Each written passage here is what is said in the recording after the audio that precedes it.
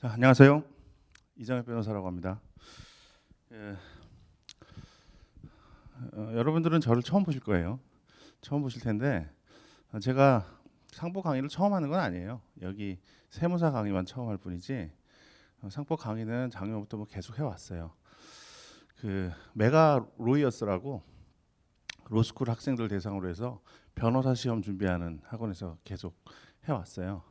그리고 그 전에 회계사 세무사 강의도 한 번 했죠. 기본 강의를 여기서 했어요. 여기서 우리 이그제 뭉지에서 했는데 그때 이제 한 번 하는 걸 보고 이제 메가 로이어스에서 같이 해보자 그래서 거기 가서 이제 하고 있죠.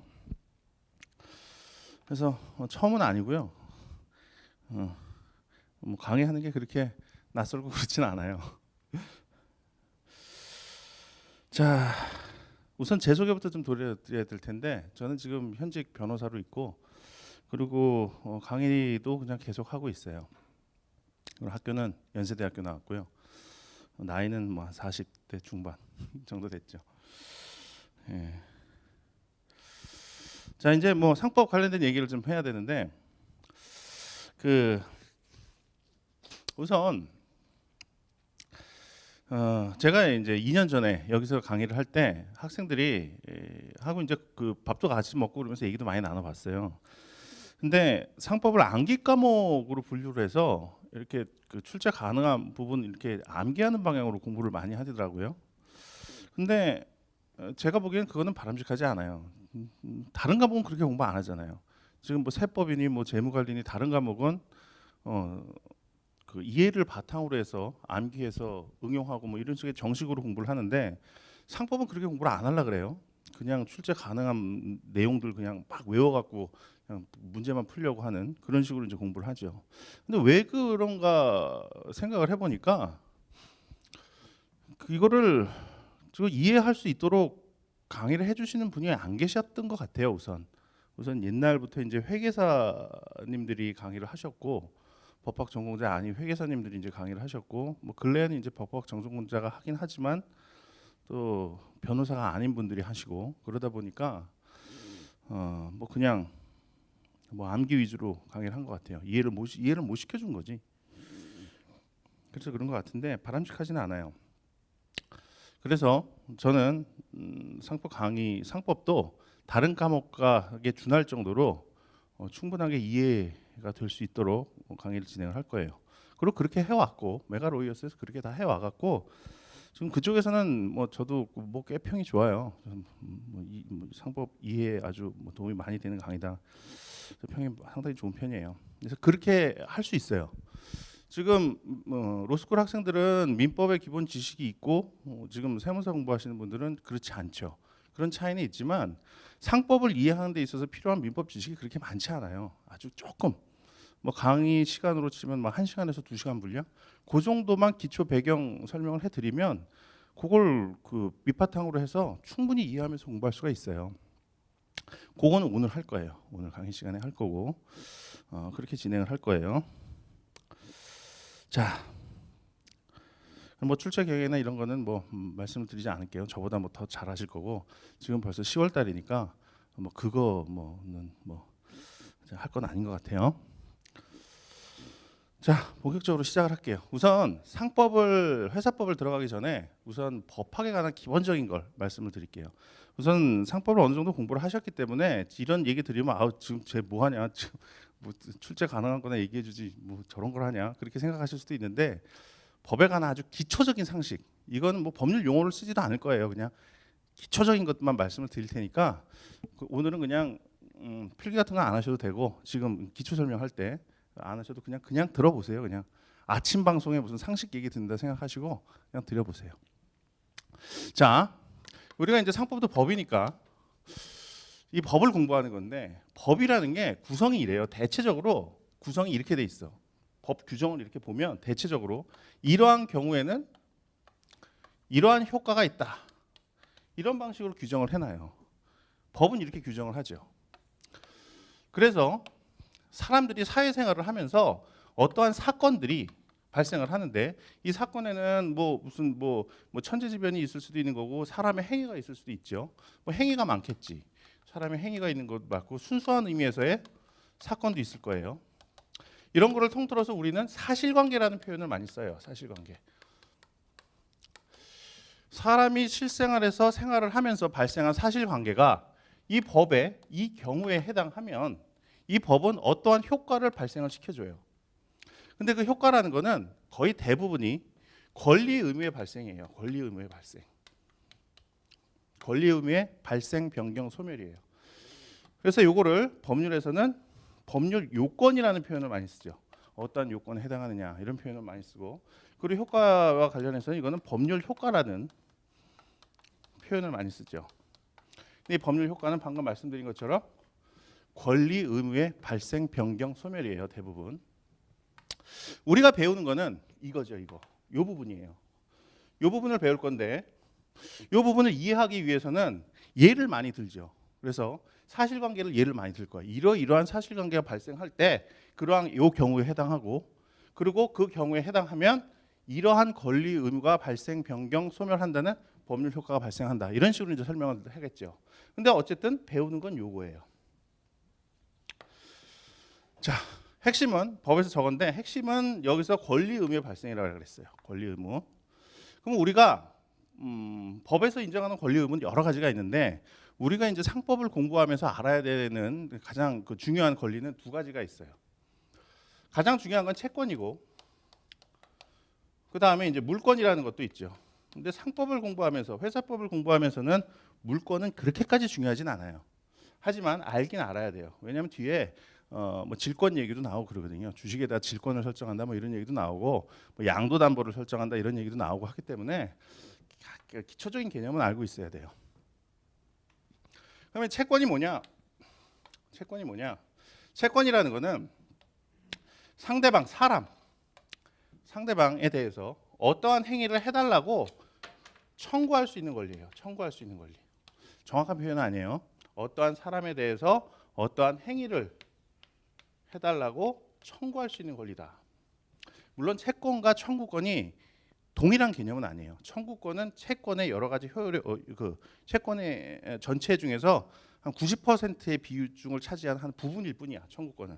하지만 거의 비슷하다고 보시면 돼요. 그런 것까지는 뭐 우리가 시험에 나오는 것도 아니고 그까지 구별해야 될 필요는 없으니까.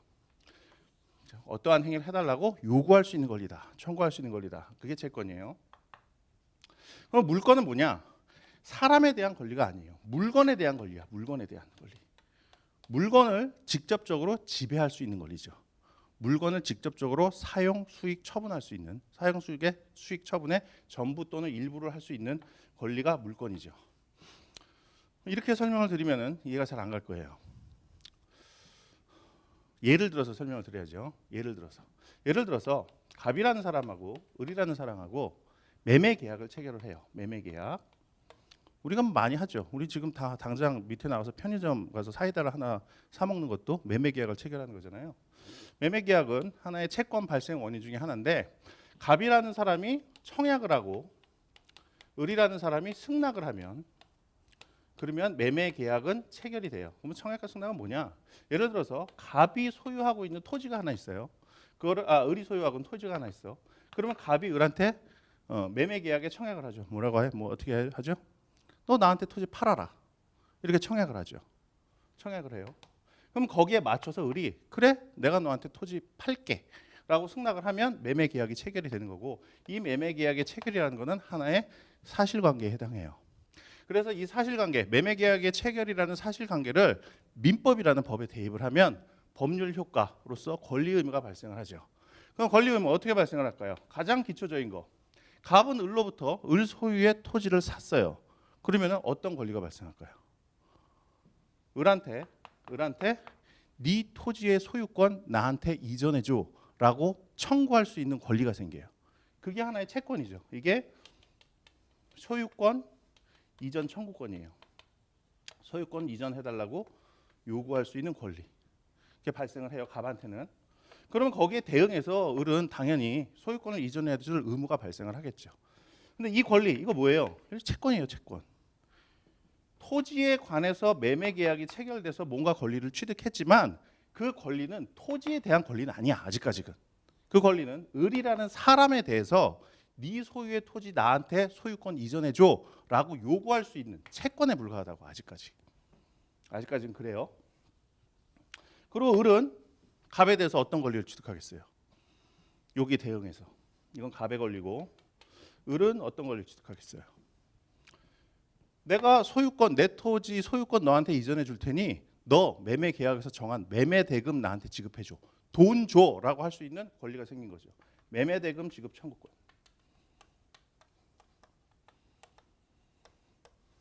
이런 채권이 생긴 거예요. 양 당사자가 갑은 소유권 이전 청구권이 생겼고 을은 갑에 대해서 돈 달라고 청구할 수 있는. 뭐 이걸 1억이라고 쳐. 1억 원에 매매했다 치면은 1억 원 지급을 청구할 수 있는 금전 지급 청구권이 생긴 거죠.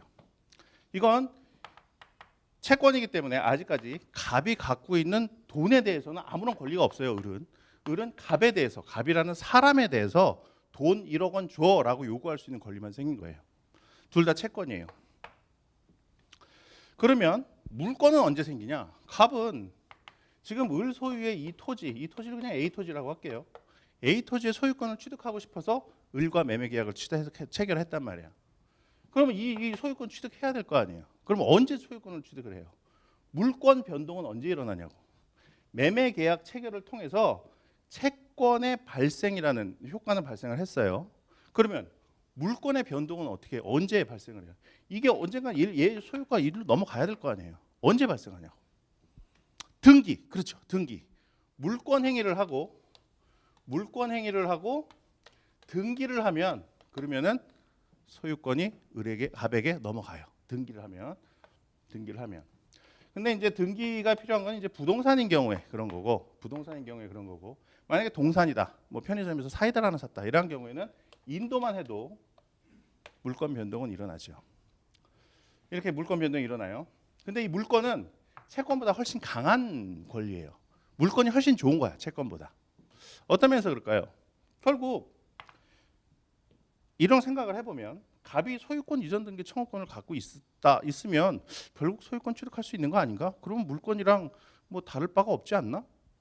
왜 소유권 이전 청구권이라는 채권은 약하고 이걸 물권 행위를 통해서 얻은 소유권이라는 물권은 강하다고 얘기하지? 이해가 잘 안 되는데 그렇게 생각할 수 있죠? 예를 들어서 을이 갑하고 매매 계약을 체결을 해서 갑에 대해서 소유권 이전을 해줘야 될 의무를 부담하고 있는 상태예요. 그런 상태에서 을이 A 토지에 대해서 병과 똑같은 매매 계약을 체결을 했어요. 그러면 채권자 평등의 원칙이라고 해서 채권자는 평등하기 때문에 병과 갑은 이 을 소유의 A 토지의 이전을 청구하는 데 있어서 대등한 지위에 있어요. 갑이 을과 먼저 계약을 체결했다고 해서 갑의 소유권 이전 청구권이 병의 소유권 이전 청구권보다 우선하는 게 아니라고. 그렇다고요. 그래서 소유권 이전 청구권만 갖고 있는 상태에서 을이 병한테 물권 행위와 등기를 먼저 해줘 버리면 병이 소유권을 취득하는 거예요. 그러면 갑은 병에 대해서 야 내가 너보다 먼저 을과 소유권 그 매매 계약 체결했어. 너 왜 그걸 가져가? 내놔라고 할 수 있는 권리가 없어요. 왜냐하면 채권의 성질이 원래 그래서 그래. 채권이라는 거는 을에 대한 사람에 대한 권리란 말이에요. 그러니까 병에 대해서는 소유권 이전 청구권 갖고 아무런 주장을 할 수가 없다고. 약한 권리죠. 근데 갑이 매매 계약을 체결한 이후에 소유권 물권 행위와 등기를 해서 소유권을 취득을 했다. 그런 상태라면 병에게 소유권을 빼앗길 이유는 없죠. 그러니까 훨씬 강한 권리예요, 물권이. 이걸 통해서 한번 볼까요? 이걸 통해서 을이 갑에 대해서 1억 원을 지급을 청구할 수 있는 권리가 있는 상태와 1억 원을 받아서 돈을 쥐고 있는 상태. 그럼 비교를 해보자고요. 돈을 쥐고 있으면 1억 원이 내 재산이 된 거예요, 이미.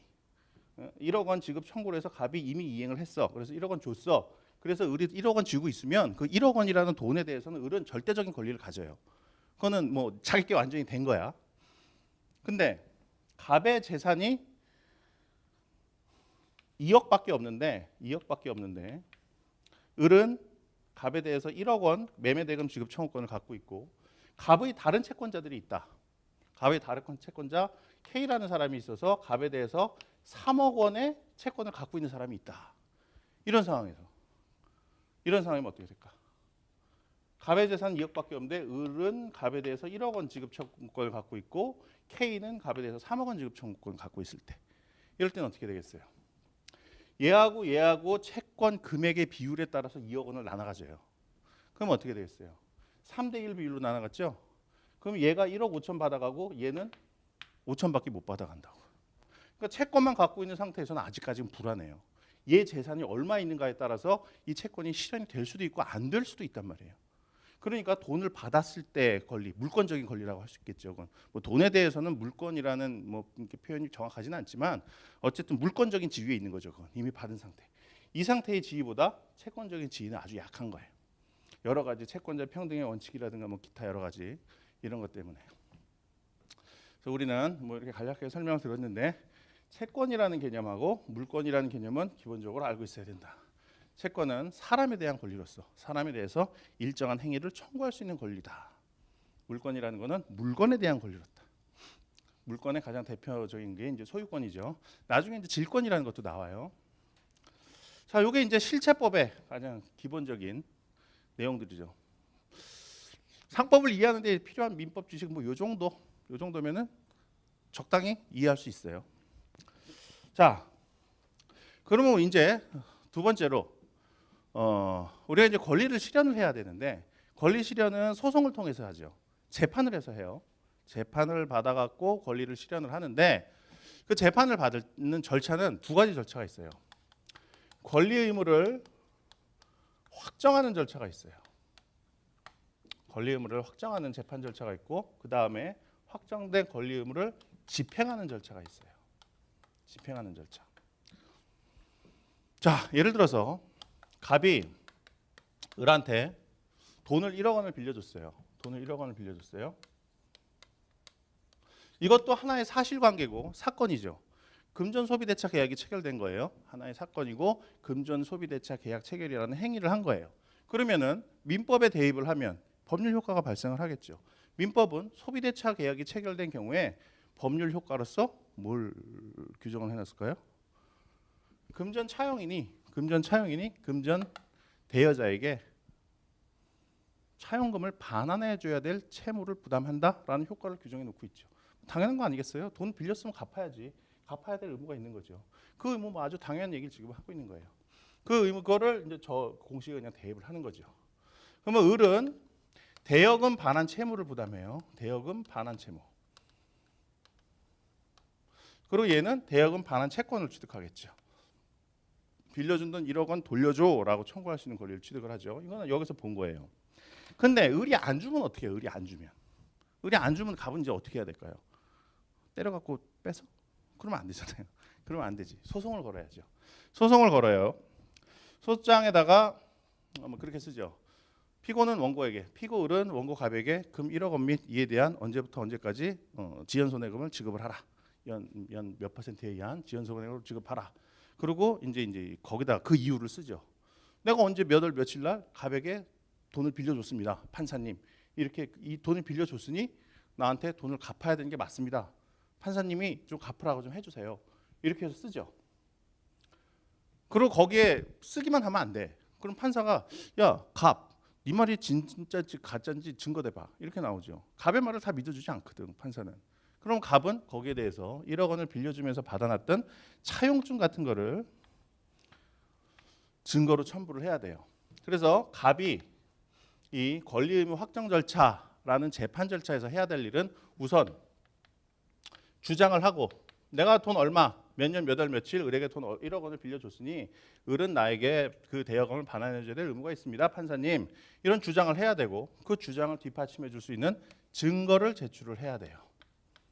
증거를 제출해야 돼요. 을은 뭐라 그러겠어요? 아, 판사님 그런 적 없어요. 제가 그 돈 빌린 게 아니고요. 이거 증여받은 거예요. 증여받은 거. 돈 받은 건 맞아. 통장 사본 뭐 이런 게 있으니까. 받은 건 맞지만 이거 증여받은 거예요. 차용증이 없다면 그런 얘기도 할 수 있을 거예요. 차용증이 있어서 빌려준 게 명확하다면 을이 그런 주장을 할 수도 있어요. 아니 빌린 건 맞지만요. 판사님 제가 이미 다 갚았어요. 갚았기 때문에 제가 반환해줘야 될 건 아직 이제 없어요. 이런 주장을 할 수도 있겠죠. 그럼 얘도 주장을 할 거고 거기에 대한 증거를 제출할 거예요. 뭐 변제에 대한 증거를 제출할 수가 있겠죠. 보통 이제 통장 사본 같은 걸 많이 제출해요. 통장 사본 제출하면서 나 다 갚았다 그러는데 갑은 또 거기에 대해서 아니 그 돈은요 판사님 갚은 게 아니라 그 다른 그 공사대금 뭐 한 게 있는데 그거 지급한 거예요. 그 돈은 이 돈 갚은 게 아니에요. 이런 식으로 하고 이제 서로 싸운다고 누구 말이 맞는지. 그럼 판사가 원고 측과 피고 측의 주장과 증거를 다 취합을 해서 그 다음에 이제 결론을 내리죠. 결론을 내리면 권리 의무가 즉 갑이 을에 대해서 대여금 반환 청구권이라는 권리가 있는지 없는지 그거 우선 판단을 해요. 그거를 이게 이제 본안의 절차라고 본안 절차 여기에서 그걸 판단을 해요. 그래서 판단해서 갑의 말이 맞는 것 같다라고 생각이 들면 판결문에다 그렇게 써죠. 피고는 원고에게 금 1억 원 및 이에 대한 몇 년 며칠부터 언제까지 금 몇 퍼센트의 비율에 의한 그 돈을 지급하라. 이렇게 판결을 내리죠. 이렇게 판결을 내려요. 여기까지는 대부분의 사람들이 알아. 제가 어디 법률 상담을 해도 변호사님 차용증 받아놓으면 돈 받을 수 있는 거죠? 다 그렇게 생각해. 차용증만 받아놓으면 돈 받을 수 있는 거죠? 라고 생각해. 권리가 확인만 되면 돈 다 받을 수 있는 줄 알아. 근데 그렇지가 않죠. 근데 그렇지가 않아요. 판사가 여기 본안의 절차에서 해주는 건 뭐냐면 피고는 원고에게 금 1억을 지급하라. 즉 피고는 원고에게 1억을 지급할 의무가 있다라는 권리 의무를 확정을 해주고 지급하라라는 명령까지만 해. 그 말 듣고 을이 지급을 해야 되는데 그 말 듣고 을이 지급을 안 하면 어떻게 돼요? 안 하면. 그게 문제인 거지. 그게 더 큰 문제예요. 그게. 안 하면 어떻게 해? 을이 안 하면. 그러면은 갑이 이 판결문을 들고 법원에 가요. 판결문을 들고 법원에 가서 강제 집행 좀 해주세요라고 한다고. 강제 집행을 해주세요라고 한다고요. 그래서 이 판결문 같은 거를 집행권원이라고 불러요. 집행권원. 집행을 할 수 있는 권리의 원천. 뭐 이렇게 해석할 수 있겠죠. 집행권원 이걸 들고 집행을 한다고. 그러면 법원에서 이제 을 명의로 되어 있는 재산을 찾아. 법원이 찾아주는 게 아니라 그것도 갑이 법원에다 알려줘야 돼. 을 명의로 되어 있는 재산이 지금 경상부터 어디에 땅이 있습니다. 이게 을 소유니까 이거 경매 붙여갖고 팔아갖고 그 돈 나한테 좀 받게 해주세요. 1억 원. 법원에다 그렇게 신청을 한다고요. 그럼 법원이 이 집행 권한을 보고 판결 받았네? 권리가 있는 게 맞네? 라고 확인을 하면 이제 집행을 해줘요. 그러면은 을 소유의 부동산에 대해서 압류를 하고 그다음에 강제 집행을 하죠. 경매 붙여갖고 팔은 다음에 그 돈 갖고 값 주고 남는 돈은 을한테 주는 거예요. 이 집행이 중요하다고. 이 집행이. 을 명의로 돼 있는 재산이 아무것도 없으면 어떻게 돼요? 1억 원 못 받는 거예요. 결국 못 받는 거야. 아까 저기서도 살짝 나왔죠. 1억 원 채권이 있는데 다른 사람이 3억 원 채권이 있는 경우. 그거는 전체 채무는 4억 원인데 자기 재산은 2억 원밖에 없는 경우. 채무자가. 그런 경우 채권자들은 일부 돈을 떼일 수밖에 없죠. 돈을 못 받게 되는 거예요. 그 집행 재산이 없으면 못 받는 거예요. 요거를 항상 우리는 염두에 둬야 돼요. 채무자에게 집행 재산이 없는 경우. 그러한 경우에는 돈을 못 받을 수가 있다. 따라서 채무자에게 집행 재산을 보존해 놓는 거는 매우 중요하다라는 인식을 우선 계속 하고 있어야 돼요. 회사법 공부하면서 이거는 어떤 얘기로 자주 나올까요? 어떤 표현으로? 이 집행이 중요하다. 집행을 위해서는 채무자의 책임재산, 이걸 책임재산이라 그래요. 집행의 대상이 되는 재산을 채무자의 재산을 책임재산이라 그래. 책임재산을 보존해 놓는 게 중요하다라는 원칙, 그거를 어떤 원리로 많이 나올까? 자본금 충실의 원칙. 회사법 공부하면서 자본금 충실의 원칙 많이 나온다고요. 그 다음에 회사 채권자 보호라는 얘기 많이 나와요. 채권자 보호 절차 뭐 이런 얘기도 나오고 그 공부를 한번 해보신 분들 알 거예요. 자본금 충실의 원칙. 그게 요 집행 재산을 회사에 보존해 놔야 회사의 채권자가 결국에 가서 돈을 받을 수 있으니 요거 회사에 보존해 놔라라는 원칙이에요. 그게 자본금 충실의 원칙이. 그런 원칙이라고. 그래서 요 개념을 잘 알고 있어야 돼요. 근데 요걸 모르면 사람들이 그 법 공부 안 해본 사람은 요걸 생각까지 안 해. 이 생각까지. 그래서 아까 차용증 받아놓으면 돈 받을 수 있는 거죠? 라는 질문을 하는 것처럼 권리가 있다라는 것만 판사가 인정을 해주면 돈을 받을 수 있겠지라고 생각을 한다고요. 그래서 그런 개념을 갖고 있으면 자본금 충실의 원칙도 도대체 뭐야 이거? 권리는 있는데 왜 이게 왜 중요해? 권리 있으면 됐지. 그래서 뭐 헷갈린단 말이에요. 그래서 요거를 머릿속에 딱 넣어 두셔야 돼요. 자, 요 정도만 알고 이제 시작을 하시면 뭐 30분도 안 됐네요. 한 20분밖에 안 됐네. 하시면 상법에서 이해하시는데 별로 어려움이 없을 거예요. 기초 지식은 충분해 이 정도로.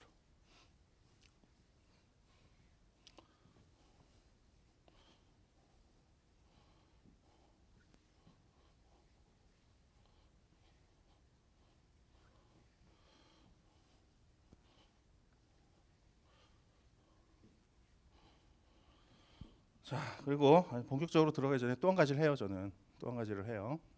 우리가 회사법을 이제 공부를 하는데 우리가 공부하는 거에 95% 이상은 주식회사예요. 회사, 우리나라의 회사 형태는 5가지가 있어요. 한명회사, 합자회사, 유한책임회사, 주식회사, 유한회사 이렇게 5가지가 있는데 우리가 공부하는 거의 95%는 주식회사예요. 주식회사를 다 공부를 할 거고 나머지 회사는 마지막 날 하루 정도 그냥 한번 쭉 정리를 하든가 뭐 그 출제 가능한 것만 이렇게 주식회사하고 비교해서 말씀을 드리든가 아니면 그냥 뭐 프린트물 하나에서 나눠 드리든가 뭐 그렇게 하고 끝낼 거예요. 그래서 이제 주식회사를 볼 거니까 우리가 주식회사를 대한 기본적인 내용을 한번 쭉 보자고요. 이걸 저는 이제 강의를 할 때 그 스타크래프트에 나오는 표현인 미니맵이라는 표현을 들어요. 미니맵이라는 표현을 드는데 이게 이제 주식회사에 나오는 모든 등장인물을 우리 한 번에 다 보자는 거예요. 등장인물을 한 번에 다 보고 그리고 기본적인 주식회사의 틀을 본 다음에 이제 세부적으로 들어가자는 거예요. 이건 뭐 어느 책에도 나오지 않아요. 그냥 제가 만든 거예요. 자, 주식회사. 회사의 일종인데 우선 회사라는 건 뭐죠? 회사라는 건 뭐냐? 회사라는 거는 우리가 이제 좀 이따가 이제 본격적으로 들어가면 볼 건데 영리법인이에요. 영리법인이라는 건 뭐냐? 회사라는 걸 통해서 우선 돈을 벌어요. 돈을 벌어. 외부하고 상거래를 해요. 상거래? 뭐 아무튼 뭐 거래를 해서 돈을 벌어요. 회사가 돈을 버네요. 이거는. 회사가 돈을 벌어서 그 돈을 회사의 주인들한테 나눠주는 거죠. 그렇게 해서 얘네들이 돈 벌 수 있도록 해주는 거죠. 근데 얘네들이 돈 벌 때 자기가 직접 상거래를 하는 게 아니라 회사라는 걸 만들어서 회사가 돈을 벌고 얘네들은 회사가 번 돈을 뭐 나눠 갖는 구조. 이렇게 되는 건데 요때 돈 버는데 이용되는 얘를 회사라고 하는 거죠. 돈 버는 근데 이용되는 걸 회사라고 하죠. 영리법인이라고 해요. 이거 정확한 거는 이제 들어가서 할게요. 근데 사람들이 이런 회사를 왜 만들까요? 우선 왜 만들까? 자기가 그냥 장사하면 되잖아요. 자기가 장사를 하면 되는데 이런 걸 왜 만들까요? 회사 같은 거를.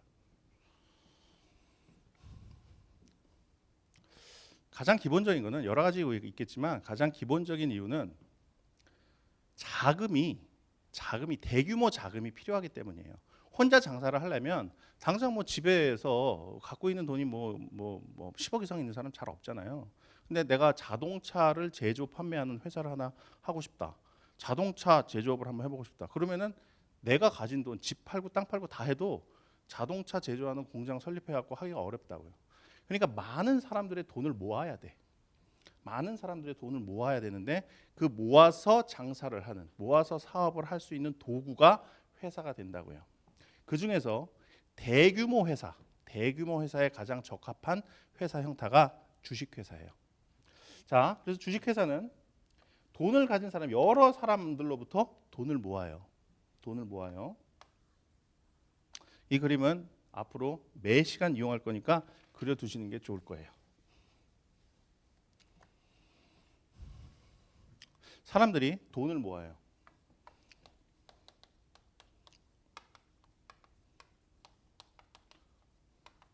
사람들이 우선 돈을 모아서 이 돈 갖고 장사를 하는 거예요.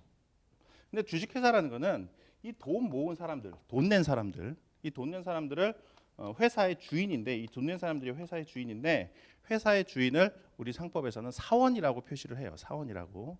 우리가 이제 통상적으로는 사원이라 그러면은 어떤 회사에 취직했을 때 말단 직원은 이제 사원이라 그러잖아요. 뭐 평사원이라고도 하고 그냥 사원이라고도 하고. 근데 이제 회사법에서는 이 사원이라는 용어가 그런 의미로 쓰이지 않아요. 회사의 주인을 사원이라고 그래. 특히 주식회사의 주인은 주주라는 표현을 써요. 그래서 얘네들이 주주죠. 주주. 주식회사에서 우선 돈 모은 사람들, 얘네들이 이 주식회사의 주인들인데 얘네들은 주주라고 표현을 해요. 이건 이제 대차대조표예요. 상법에서는 아직도 대차대조표라는 표현을 써요. 우리 그 회계학에서는 뭐 재무상태표라고 이제 표현을 몇 년 전에 바꿨죠. 근데 상법에서는 아직 법률 용어가 대차대조표이기 때문에 대차대조표라는 용어를 계속 쓸 거예요. 뭐 제가 뭐 재무상태표를 표현 몰라서 안 쓰는 게 아니라 상법의 법률 용어이기 때문에 그래요. 자, 이 돈을 모아갖고 이 돈을 종잣돈으로 해서 이제 사업을 하는 거예요. 사업을 해서 돈을 벌면, 회사가 돈을 벌면 그 돈을 주주들이 나눠 가지는 방식을 통해서 돈을 벌려고 이렇게 회사를 만드는 거죠. 근데 주식회사라는 거는 사원이 많은, 주주가 많은 대규모 회사를 염두에 둔 회사 형태예요. 그래서 이 주주들이 직접 회사를 운영할 수가 없어요. 회사를 운영할 수가 없어. 그래서 회사 운영의 전문가를 뽑아야 돼요. 전문가를 뽑아.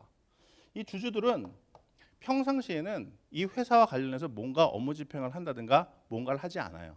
평상시에는 뭐 지금 여기 나와서 공부를 하시는 것처럼 학생일 수도 있고, 뭐 저같이 뭐 변호사일 수도 있고, 다른 업무에 종사해. 돈만 내면 끝이야. 주주들은 돈만 내놓으면 그거 갖고 이 회사를 직접적으로 운영하는 사람들은 이사예요. 이사라는 사람, 경영 전문가들을 뽑아갖고 걔네들로 하여금 회사를 운영하게 해요. 그래서 걔네들이 경영 잘해갖고 돈 벌면 그 돈 나중에 얘네들은 출자 비율에 따라서 그 돈 번 돈 나눠 갖기만 하면 되는 거예요. 그래서 이사 얘네들이 회사 운영의 주체들이죠. 근데 이사는 3명, 원칙적으로 3명 이상이 있어야 되는데 얘네들은 그 각자 일을 하는 게 아니라 회의체를 구성을 해요.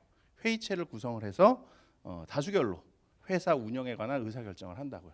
그래서 이사들로 구성된 이사회에서 회사 업무 집행에 관한 의사결정을 기본적으로 해요. 그러면 얘네들은 어떻게 뽑을 거냐? 어떻게 뽑을 거냐? 회사 주인들인 주주들이 뽑아야죠. 당연히. 주주들이 뽑아야 돼요. 이 주주들이 평상시에는 회사 바깥에 있다가 회사와 관련된 아주 중요한 의사결정을 할 때만 회사에 모여요. 가끔 한 번씩. 그래서 그 의사결정을 해요. 그 의사결정을 하는 기구가 주주총회예요. 이제 주주총회는 당연히 다수결의 원칙에 따라서 회사와 관련된 의사결정을 하겠죠. 주주총회. 이 주주총회에서 이제 이사들을 뽑아. 경영 잘하는 놈 불러다가 이사로 앉혀놓고 걔네들한테 경영을 시킨다고. 그래서 야 이사야 너 경영 잘해갖고 돈 잘 벌어서 우리한테 좀 나눠줘라. 연말에 이익배당 형식 뭐 이런 걸로. 우리가 돈 걷어갖고 거둔 돈 이거 너한테 맡겨놓게. 네가 이 돈 갖고 장사 잘해서 우리 돈 좀 벌어줘. 그렇게 해서 이사를 뽑아서 얘한테 맡기는 거라고. 근데 이 주주들하고 이사하고는 별로 뭐 잘 모르는 사이일 경우도 많아요. 그래서 이사를 100% 신뢰하지는 못해. 그래서 주주들이 돈 모아갖고 이 돈 이사한테 맡겨서 너 사업 이 돈 갖고 잘 해갖고 나한테 돈 벌어서 나한테 나눠줘 이렇게 했는데 이 돈 이사가 딴 데 엄한 데 쓸 수가 있단 말이에요. 그래서 감시할 사람을 둬야 돼요. 그래서 이사의 업무 집행을 감시하는 사람으로서 감사가 있어요. 근데 감사도 당연히 이 주주들의 회의체인 주주총회에서 선임을 해요. 자, 근데 이사들이 업무 집행에 관한 의사결정을 하고 업무를 집행을 한다 그랬어요. 근데 이사는 혼자 하는 게 아니라 회의체를 구성해서 한다 그랬죠. 근데 회의체가 회의해가면서 업무 집행 일상적인 걸 다 하려면 너무 번거로워. 그래서 이사 중에서 한 사람을 뽑아갖고 대표이사라는 사람을 둬요. 대표이사. 이사 중에 한 명을 대표이사로 뽑아요. 그거는 이사회에서 뽑아. 이사회에서. 그래서 뽑아갖고 회사 경영과 관련된 중요한 의사결정은 이사회에서 하고 그리고 이사회에서 결정한 사항을 집행하는 거는 대표이사 네가 혼자서 해라. 그래야 효율적으로 빠르게 신속하게 업무 집행을 할 수 있다. 그래서 대표이사를 뽑는다고요. 그러니까 이사는 업무 의사 결정 기관이고 대표이사는 업무 집행 기관이죠. 결정된 의사를 집행하는 사람이에요. 근데 대표이사는 기본적으로는 이사회에서 결정한 사항을 집행하는 집행기관이지만 조금 다른 역할도 해요. 대내적으로는 이사회가 결정한 사항을 집행하는 기구지만 대외적으로는 회사를 대표하는 기관이에요. 대외적으로 회사가 대외적으로 거래 상대방과 뭔가 법률 행위를 하고 할 때 그럴 때 대표이사가 해야 돼. 그래서 대표이사는 대내적으로는 업무 집행 기관이고 대외적으로는 회사를 대표하는 대표 기관이다. 이런 지위를 가져요. 그리고 일부 의사 결정 기능도 가져요. 아까 뭐라고 말씀드렸어요? 회사에 관한 중요한 업무 집행, 회사의 업무에 관한 중요한 의사 결정 이사회에서 한다 그랬죠. 그리고 대표이사는 이사회가 결정한 의사를 집행할 뿐이라고 했어요. 하지만 이 대표이사도 약간의 의사결정 기능을 갖는데 어떤 면에서 갖느냐? 우선 통상적인 업무는 이사회에서 결정하지 않아도 대표이사가 독자적으로 의사결정을 해서 집행을 해요. 그리고 또 한 가지, 이사회로부터 위임받은 사항, 그거에 대해서는 대표이사가 직접 의사결정을 해서 집행을 해요. 이렇게 되면 이제 주식회사에 나오는 중요한 인물들은 거의 다 나온 거예요. 주주 나왔고 회사의 주인들이고 얘네들이 의사결정을 할 때 모여서 하는 회의체가 주주총회고 그다음에 회사 경영에 관한 의사결정을 하는 기구는 이사회고 그리고 감사는 이사회의 업무 집행을 이제 감시하는 사람이고요. 그다음에 이제 대외적으로 중요한 역할을 하는 대표이사가 있죠. 이렇게 되면 하나 조직체를 구성을 했죠. 이 조직체가 있으면 이 조직체의 조직과 활동에 관한 근본 규칙이 있어야 돼. 우리가 국가라는 하나의 조직체가 있으면은 헌법이라는 근본 법규가 있죠. 조직이 있으면은 근본 법규가 있어야 돼요. 하다못해 조기 축구에도 회칙이 있어요. 회사도 조직이다 보니까 사람들이 이렇게 많이 모여 있는 데다 보니까 근본 규칙이 있어야 돼요. 회사 내에서 적용되는 법규가 있어야 된다고요. 그래서 이 회사 내의 근본 규정을 정관이라고 해요. 정관이라고 해요. 그리고 이 회사는 대외적으로 회사 내부적으로도 무슨 활동을 하지만 대외적으로 거래를 하죠. 대외적으로 거래 상대방과 거래를 해요. 회사 명의로 무슨 뭐 물품 공급 계약도 체결을 하고 토지 매매 계약도 체결을 하고 이 거래 상대방과 계약을 체결하고 기타 거래 활동을 한단 말이에요. 이렇게 거래 상대방과. 근데 거래 상대방은 회사하고 거래 관계를 체결할 때 회사에 관해서 알아야 될 사항들이 많아. 중요한 사항들을 알아야 돼. 그걸 모르면은 거래에 임하기가 어려워요. 대표적인 게 뭐겠어요? 이 회사의 대표이사 누구냐? 거래 상대방이 회사하고 거래를 할 때는 대표이사하고 해야 된다 그랬어요. 대외적인 대표 기관은 대표이사라고 했으니까. 그럼 대표이사가 누군지 알아야 이 회사하고 거래를 할 거 아니에요. 기본적으로 예를 들어서 그런 것처럼 거래와 관련해서 대외적으로 알아야 될 사항들을 회사는 대외적으로 공시를 해요. 그 공시를 한 게 등기야, 등기. 그래서 등기부 등본 이 회사를 그냥 A 회사라고 부를게요. A 회사에 등기부 등본을 띄워보면 그 회사에 관한 중요한 사항들이 대략 나와 있어요. 대표이사 누구냐, 뭐 이런 것들 중요한 사항들이 나와 있다고. 그걸 보고 하면 돼요. 이렇게 등기까지 갖추면 이 회사는 이제 인격을 취득하게 돼요. 인격을. A 회사가 인격을 취득하게 돼. 그 인격이라는 게 뭐냐? 좀 이따 이제 자세히 볼 건데 주주들과 독립해서 A 회사가 독자적인 권리 의무의 귀속 주체가 될 수 있다는 거예요. A 회사의 재산은 나중에 얘네들한테 이익 배당이나 뭐 자녀 재산 분배 등을 통해서 분배해주기 전에는 A 회사 거지 주주의 게 아니에요. 주주 게 아니야. 독립한 권리 의무의 주체가 된다고. 그걸 이제 법인격이라고 표현을 해요. 우리 법에서는 법인격. 그래서 인격자가 돼. 그럼 이것도 하나의 사람이 되는 거예요. 법적으로는 사람으로 취급해줘요, 회사를.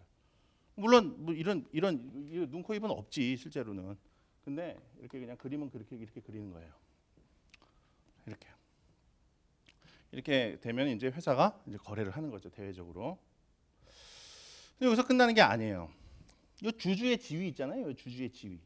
이 주주들은 회사에다 돈을 투자한 사람이에요. 요 돈 투자해서 요 돈 동작돈으로 해서 돈 벌면 그거 이제 나눠 갖기 위해서 돈을 투자한 사람들이야. 근데 요 주주들은 이 투자금을 회수하고 싶어. 지금 당장은 내가 이 회사가 유망할 것 같다라고 해서 이 회사에 돈을 투자했지만 그렇지만 뭐 당장 우리 애가 아파갖고 병원비에 쓸 돈이 없으면 이 투자했던 돈 환수해 갖고 병원비 써야 될 거 아니에요? 그렇잖아. 요거를 환수하고 싶을 때가 있을 수 있다고요. 그럼 환수하는 방법은 뭐가 있겠어요? 회사한테 돈 달라고 하는 방법이 있겠지. 내가 투자했던 내가 너 그 투자하고 회사로서의 주인 회사의 주인으로서의 지위를 취득을 했는데 그거 회사 주인 지위 반납할 테니까 투자했던 돈 돌려줘 라고 할 수도 있겠죠. 근데 우리 상법에서는 그건 안 돼. 출자금의 환급이라 그러는데 그거를 출자금의 환급은 엄격하게 금지하고 있어요. 왜냐하면 요 재산은 좀 이따 나오지만 이 회사와 거래를 체결한 채권자들이 회사하고 거래를 하면서 취득한 권리를 채권을 실현할 수 있는 책임 재산이 된단 말이에요. 책임 재산이 된단 말이에요. 그래서 그거를 주주가 마음대로 빼먹으면 안 돼. 그러면 채권자가 돈을 떼일 수가 있어. 아까 우리 책임 재산이 없으면 돈 떼일 수가 있다 그랬잖아요. 그래서 주주가 이걸 막 빼먹으면 안 돼. 그래서 출자금의 환급은 엄격하게 금지하고 있어요. 그러면 주주는 출자금 환급 어떻게 하겠어요? 어떻게? 주식회사에서 어떻게 하면 되겠어요? 주주의 지위를 처분할 수 있어야지. 주주의 지위를 처분할 수 있으면 돼요. 예를 들어서 주주 갑이라는 사람이 있는데 이 사람이 출자금을 환급을 하고 싶어. 회사에다가 돈 돌려달라고 할 수 없어요. 그럼 어떻게 하면 되겠어요? 을한테 내 주주로서의 지위 너한테 양도할 테니 네가 내가 출자한 돈만큼 나한테 줘. 그러면 네가 이 회사 주인 되라. 이렇게 하면 되겠죠. 이렇게 하면 될 거예요. 근데 갑이 여기다가 10억을 투자했다고 쳐봐요. 10억을 투자하고 이 회사 지분 50%를 갖고 있어요. 이런 상태에서 을한테 야 10억 주면 내가 이 회사 지분 50% 너한테 줄게. 너 나한테 이게 사라. 그러면은 이걸 살 수 있는 재력이 있는 사람이 별로 없겠죠. 10억 갖고 있는 사람이 많지 않잖아. 이걸 100억이라고 해볼까? 100억을 갖고 있는 사람이 별로 없잖아요. 그러니까 이 양수인을 찾기가 어렵단 말이에요. 그래서 우리 상법은 이 양도를 편하게 해주기 위해서 이 주주로서의 지위를 잘게 쪼개놨어요. 잘게 쪼개놨어. 잘게 쪼개놔서 주주로서의 지위를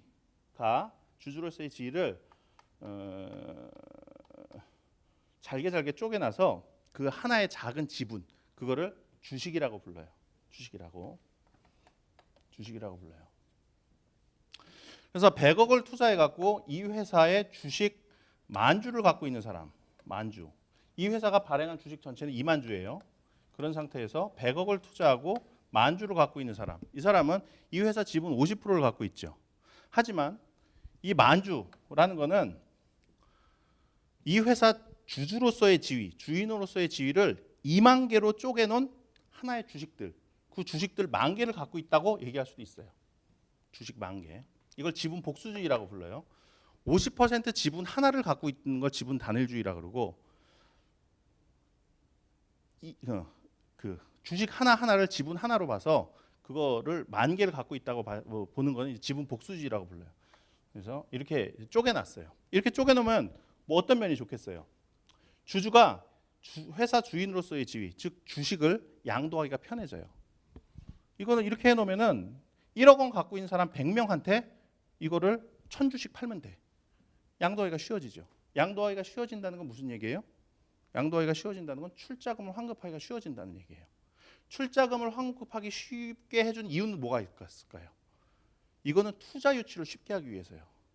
출자금을 출자금을 회수하기가 쉬워지면 투자할 때도 적극적으로 할 수가 있어. 아, 내가 지금 여기 투자하지만 이거 언제든지 이거 주식 팔아갖고 출자금 회수할 수 있다. 그러면은 투자 그 동기가 더 커져요. 쉽게 투자를 할 수가 있다고. 쉽게 투자를 할 수 있도록 만들어준 이유는 뭐겠어요? 주식회사는 대규모 회사에 적합한 회사라 그랬죠. 대규모 자산을 유치할 수 있도록 하기 위해서 이렇게 한 거예요. 대규모 자산을 유치할 수 있도록 하기 위해서 투자금 회수를 쉽게 해줄 필요가 있고 그렇게 해주기 위해서 주식을 잘게 쪼개놓은 거예요. 투자금 회수를 쉽게 하기 위해서. 투자금 회수를 쉽게 하기 위해서 우리 상법은 주주로서의 지위를 주식이라는 균일화된 작은 단위로 쪼개놨을 뿐만 아니라 이 주식이라는 회사의 주인으로서의 지위를 증권화 시켜놨어요. 회사 주인으로서의 지위는 원래 눈에 보이지 않아요. 눈에 보이지 않는 거야. 재산적 가치는 있는 거지만 눈에 보이지 않아요. 눈에 보이지 않는 거를 거래하기는 좀 어려워요. 사람들이 잘 안 살라 그래. 그 확실하지가 않으니까. 그래서 우리 상법은 이 주식을 주권이라는 종이에다가 들러붙여 갖고 이 주권의 양도를 통해서 주식을 처분할 수 있도록 해줬어요. 주권 이것도 주식 처분을 쉽게 해주기 위해서 만들어낸 거고, 그렇게 한 이유는 투자금 회수를 쉽게 하기 위해서, 투자금 회수를 쉽게 하게 한 이유는 투자 유치를 쉽게 하기 위해서 그렇게 한 거죠. 이렇게 해서 주주의 지위는 회사 밖에서 계속 바뀌고 있어요. 계속 바뀌게 돼요. 주주들이 이 주권을 통해서 주식을 양도하고 처분함으로써 이 회사, A 회사의 주인으로서의 주인들은 회사 밖에서 계속 바뀌고 있다고. 그런데 회사는 주주가 누군지를 알아야 돼요. 주주가 누군지를 알아야 된다고. 예를 들어서 이사가 임기가 3년인데 임기가 끝났어요. 그러면은 또 이사를 뽑아야 될 거 아니에요. 후임 이사를. 후임 이사 어디서 뽑아요? 주주총회에서 뽑죠. 그러면 회사 입장에서 대표이사가 주주님들 우리 지금 이사가 임기가 만료돼서 우리 그 이사를 또 새로 선임해야 됩니다. 모여서 주주총회 열어 갖고 이사 좀 선임해 주세요. 이렇게 주주총회 소집을 해야 된다고. 근데 소집을 하려면은 대표이사가 주주들한테 개별적으로 통지를 해줘야 돼. 주주총회 하는 날짜를 정해놓고 그날 좀 모이세요. 그날 모여갖고 이사 선임 좀 합시다. 이렇게 통지를 해줘야 된다고. 통지를 해줘야 되려면 A 회사는 주주가 누군지를 알아야 돼. 근데 회사 바깥에서 주주는 계속 바뀌고 있어요. 이 주권의 양도를 통해서 주식이 계속 양도되고 있기 때문에 계속 바뀌고 있어요. 그럼 회사 입장에서 어떻게 해야겠어요? 계속 바뀌고 있는데. 회사 입장에서 주주가 누군지 알 수 있도록 해줘야겠지. 그래서 우리 상법은 주주명부라는 걸 만들어 놨어요.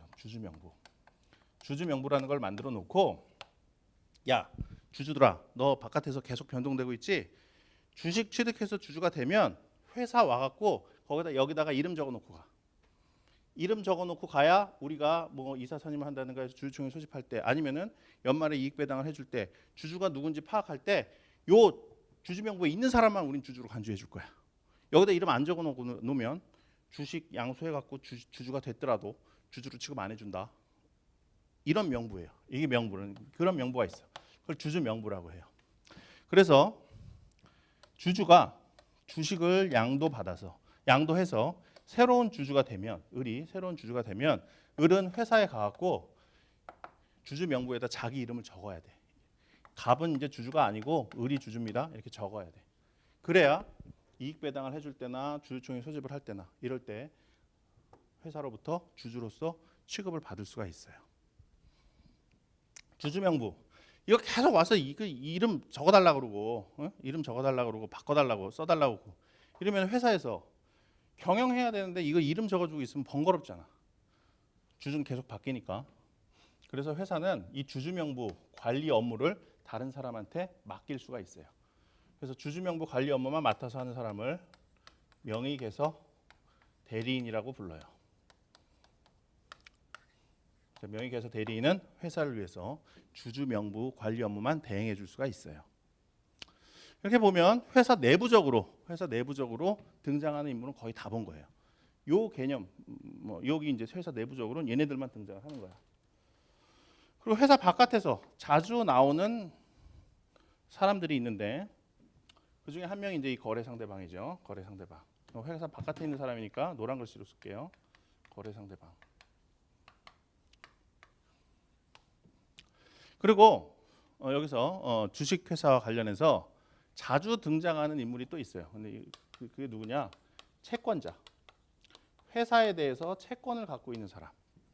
이 사람 채권자인데 이 채권자도 자주 등장을 해요. 지금 우리 등장인물을 다 보는 거예요. 주식회사의 전체적인 걸 보고 있지만 등장인물을 다 보는 거야.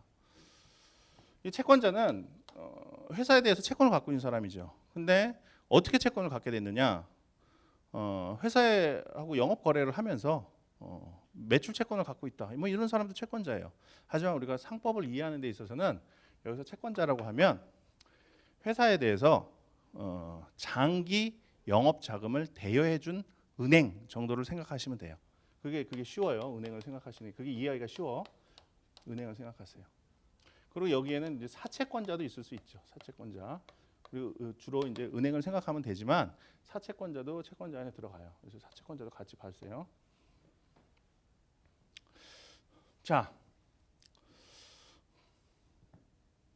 회사는 대외적으로 거래를 하는데 거래하는 상대방은 얘예요.